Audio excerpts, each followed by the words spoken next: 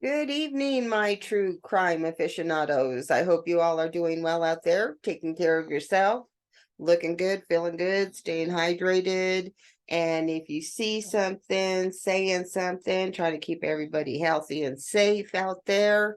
And the case I want to discuss a little bit tonight is the same feel to me. It's not the same scenario, but the same feel of the Alexei Treviso case, where the mom was definitely supportive of the daughter.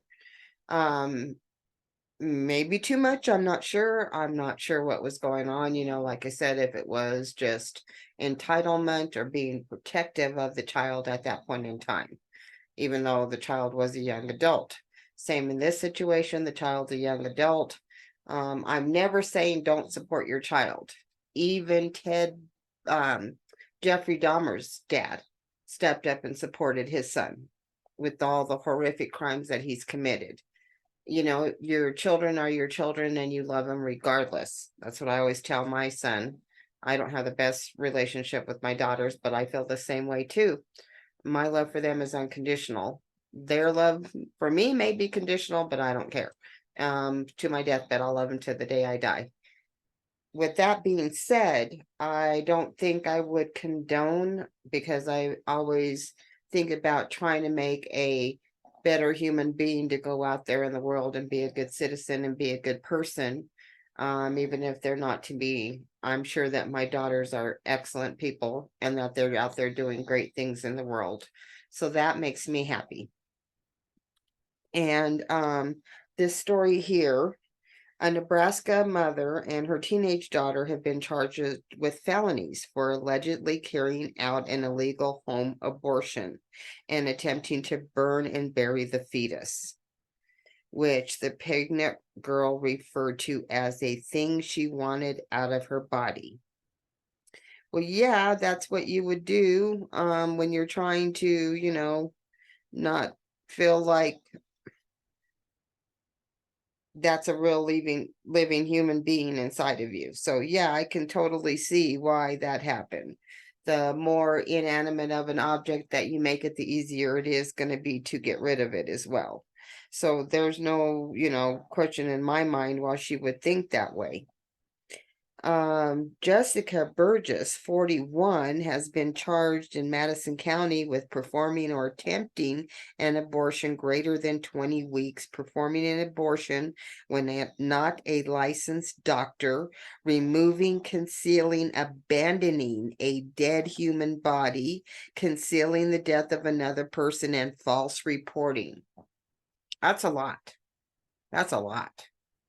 That's a lot. For one thing, you deliver at 30 something weeks. So, I mean,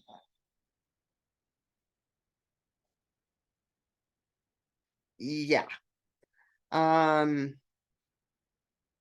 her daughter, Chelsea, who's now 18 years old, has been charged as an adult, because she is a young adult, with removing, concealing, abandoning a dead human body, concealing the death of another person, and false reporting. I mean, she's a young adult. I don't think her thing is totally together like that. That's why you kind of need parents sometime to tell you, you got to step up and do the right thing. Like, maybe if you want to keep the baby, that's fine. We just leave the baby at the fire department, leave the baby at the hospital. We just go away. Fine. I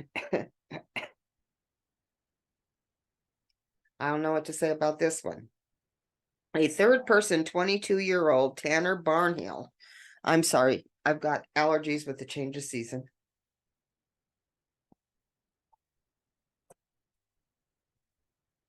A third person, 22-year-old Tanner Barnhill, also charged with attempted concealing the death of another person for allegedly helping bury the aborted fetus.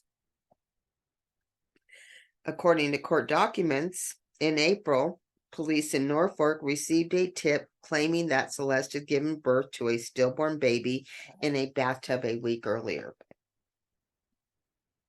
Stillborn or gotten rid of? I don't know.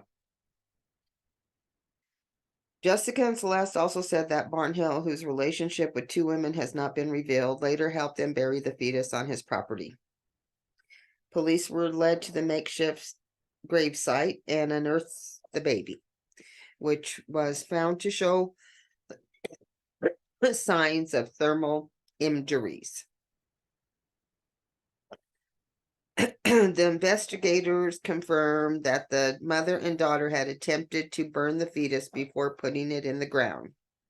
Then on June 7th, according to filings, a Norfolk detective obtained bombshell Facebook messages between Celeste and her mom as part of a search warrant, revealing that their alleged plot to perform a home abortion. The exchanges from April 20 allegedly suggested that Jessica had obtained pills for her daughter, who was 23 weeks at the time, and instructed her on what to do. Celeste talks about how she can't wait to get the thing out of her body and reaffirms that they will burn the evidence afterwards, the detective wrote in court records. Under Nebraska law, abortions past 20 weeks are illegal, and they are kind of pushing on a total ban right now. So, may have not been the time to try to attempt that little activity at this point in time in that state. Jessica is out on jail on June 27. She posted bond for $10,000. She's due back in court September 2, which already happened. I'll look it up and see what happened. Her daughter was released July 21. She's due back in court August 29. Barnhill has pled no contest to the charge against him and was found guilty. I don't know what to say about that one. It's not sounding good though. I'm going to put it on hold. I'm going to look it up and see what happened, because I just read an article about it. I didn't know that this other court information was transpiring as well. Let me take a look-a-loo and I'll be right with you.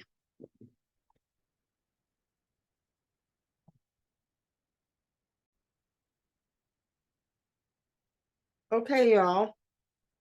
I'm back now. I did have a chance to get out there and look it up, and it looks like Jessica received 2 years for her activity in participating and giving the young lady the pills that were after the time of being able to do that and make it a legal activity. So she's in trouble for that, and she gets the 2 years.